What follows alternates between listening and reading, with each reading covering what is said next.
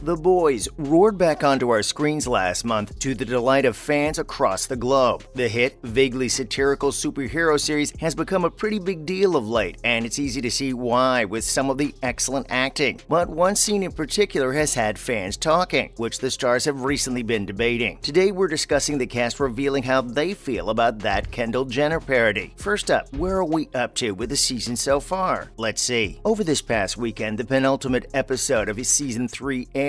As we saw via flashback, Soldier Boy's past catch up with him as he is traded to the Russians by Noir on behalf of Edgar. In the present timeline, Blue Hawk saves A-Train with the help of a heart transplant, and we see Mindstorm subdue Butcher after he, Huey, and Soldier Boy had gone to find him. Mindstorm traps Butcher in distressing memories before Huey convinces him to free Butcher in return for his own freedom. However, Soldier Boy goes rogue and kills Mindstorm first. Oh dear. And he finds out that V-24 kills whoever uses it after 5 doses, whilst on a mission for Kimiko at Vought, which sees her retrieve Compound V. Homelander then attempts to confront Annie about her live stream, but she manages to catch him on video confessing to his past crimes, then posting it online for all the world to see. Kimiko is injected with Compound V by Frenchie, which allows her to heal up and regain her powers, whilst Annie then tells Butcher what V-24 actually does. However, Butcher doesn't pass this information along to Huey. At the end, we see Soldier Boy call Homelander and reveal some pretty intense news, that he is actually his biological father. What did you guys make of episode 7? Pretty good, right? So let's talk about that Kendall Jenner parody scene. Stay tuned. The cast of The Boys recently sat down to discuss all things season 3, and during the interview in Australia, Jack Quaid, Karen Fukuhara, Chase Crawford, Claudia Dumet, and Jesse T. Usher were there to air their opinions. They had just attended a special screening of episode 4, which features a pretty obvious nod to one Kendall Jenner. A-Train takes part in an advert for a drink called Turbo Rush, which is all part of his rebranding. In the advert, we see our hero intervene in a protest with police in riot gear standing by. A-Train hands the officer his new drink, after using his super speed to run over to them, and when he takes a sip, the whole scene turns into one big party. Of course, this is a pretty obvious nod to Kendall Jenner's famous Pepsi ad from back in 2017, which was pretty controversial to say the least. Jenner was accused of undermining the Black Lives Matter movement by handing a can of Pepsi to a police officer. I mean, people really will complain about anything, won't they? It was an advert. Fiction. Jenner later apologized. Of course, she wouldn't have wanted to get canceled for any offense she might have caused, and at the time said she felt really bad. What did you guys make of Jenner's Pepsi ad at the time? And what do the guys have to say about it? Stick around. Well, when asked about their reactions to seeing this scene in the script, they all responded positively, with Jack revealing how he was cackling as it was so good. Karen said it could possibly be one of her favorite moments from the show, whilst Jesse T revealed that the scene was intercut into the episode as like bonus content. The guys were then asked if they thought it would offend her, but surely it wouldn't, would it? Jack said he thought that it probably would, whilst Karen questioned if he thought it actually would, then saying, "I thought it was funny." And of course it was funny, so surely Jenner can't get offended, although it's 2022, so of course somebody somewhere has to be offended at something. Jack went on to say, "I don't think it was a direct shot at her. I think it's more the corporatization of a cause. But on every level, that sequence just hits. It probably wasn't a direct shot at her, more the situation. And of course, thinking back to the furor it caused at the time, the show's writers are probably just poking fun at an over-coddled society. Given the fact that she is a millionaire many times over, Jenner shouldn't let this worry her. But you know what celebrities are like. They tend to get hurt over the smallest of things." What did you think of the scene? Next up, the showrunner has stopped by to discuss episode 7. Episode 7 dropped recently and gave us a look into the backstory of Black Noir and Soldier Boy. Noir goes into hiding after learning Soldier Boy is still alive, joined by imaginary cartoon friends. In a bid to get him to face his fears, his imaginary pals recreate the reason Noir is so afraid of Soldier Boy. The near-fatal attack Soldier Boy subjected Noir to the day he learned of the Russian plot. And Eric Kripke, who serves as showrunner on The Boys, was on hand to give his thoughts on the situation, saying, "I love that we're revealing who he is. I love even more how we're doing it. When you look at all the different layers of those cartoons, they're these animated characters that only he can see, that he probably could see since season 1 of the show. They've been around him this whole time.